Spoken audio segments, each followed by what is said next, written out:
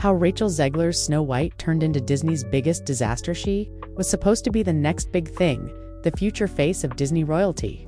When Rachel Zegler was cast as Snow White, many thought it would be her big breakthrough. A fresh face leading a reimagined version of one of the most iconic fairy tales of all time.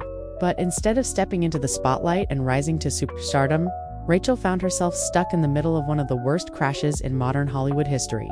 Disney had high hopes. They poured in money, reportedly over $250 million, just to make the film. That doesn't even count the marketing budget, which included everything from TikTok promotions and influencer tie-ins to ad placements across streaming platforms and theaters. They pushed the movie hard. Every corner of the internet saw some form of Snow White whistling into theaters this weekend. It made $3.5 million in previews. Those are the Thursday night showings. It's a fairly promising start for a movie. Content leading up to its release. But no amount of ads or social media buzz could save what was coming. From the start, insiders at Disney were reportedly worried. The project was chaotic behind the scenes. One person who worked on it described it as a slow-motion identity crisis. The script went through multiple time-honored fairy tale beloved by millions, which spans generations, borders, and creeds. What could possibly go wrong? Well, it turned out just about everything. Rewrites. Executives couldn't agree on what the movie was supposed to be. Some saw it as a feminist retelling, others wanted a magical, nostalgic tribute to the original. But with no clear direction, the project kept stalling. Scenes were shot, scrapped, and reshot again. Music was rewritten by different composers. The iconic Poisoned Apple, redesigned 4 times for merchandise testing. Everything about this film screamed confusion. Despite the mess behind the curtain, Disney still moved forward. Then came June 11, 2025, the official release date on Disney+. It arrived with a bang. The platform gave it top billing, splash screens, banners, you name it. And in the first week, the numbers looked decent. Reports said it was the most watched film in several countries during those first few days. But those flashy headlines didn't tell the full story. While it logged 581 million minutes of watch time, according to Nielsen, deeper analytics painted a troubling picture. Most viewers didn't finish the film. A huge portion turned it off halfway through. Very few added it to their favorites or returned for a second watch. It didn't trend organically on social media after release, not for the right reasons. At least, in fact, people weren't watching because they were excited. They tuned in out of curiosity, fueled by online buzz that the movie was a total train wreck. This has been a colossal mess. Like, I literally found myself feeling bad for them at times. And these are from audiences and critics alike. From top critics, 29%. From all audience members, 19%. That kind of attention is what the industry calls a hate watch. People were clicking not to enjoy it, but to see just how bad it really was, and they weren't disappointed. In the worst way, reviews, reactions, and brutal feedback from critics to regular viewers. The reactions were brutal. Reviewers described the film as soulless, lifeless, and even compared it to being lectured by a bedtime story. The magic and charm that Disney films are known for, completely missing. One review on IMDb summed it up. How did they spend so much time and money on something that ended up this cringe-worthy? It's honestly embarrassing. Another viewer said, even my 6-year-old daughter leaned over 45 minutes in and said, "This is boring." That's not a good sign. Unlike recent Disney hits like Frozen or Encanto, there were no catchy songs, no standout characters, and no memorable moments that people could latch onto.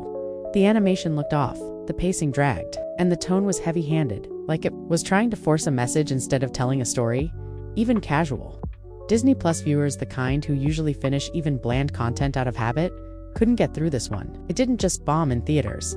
It tanked again when it hit. She's not going to be saved by the prince, and she's not going to be dreaming about true love. She's dreaming about becoming the leader she knows she can be, and the leader that her late father told her that she could be if she was fearless, fair, brave, and true. Dreaming. Rachel Zegler from star to scapegoat. While the film itself was criticized, Rachel Zegler, who played the lead, took the brunt of the backlash. Old interviews resurfaced, where she criticized the original 1937 Snow White, calling it strange and even calling the prince a stalker. Her sarcastic tone didn't sit well with longtime Disney fans. Instead of being seen as progressive or modern, her comments came across as disrespectful. Social media lit up with criticism. Hashtags like #WokeWhite started trending. Twitter and TikTok were flooded with memes, mocking her press interviews, and branding her as out of touch.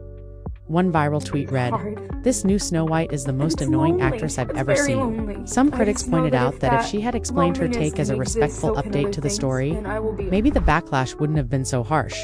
but instead it sounded like she was ashamed of the original and by extension ashamed of the fans, who loved it. The movie didn't feel like a tribute, it felt like a rejection. Rachel's public breakdown after weeks of relentless hate. Rachel opened up publicly about what she was going through. She shared how hard things had been mentally and emotionally. She admitted to struggling with anxiety, starting therapy, and even taking medication to help her cope.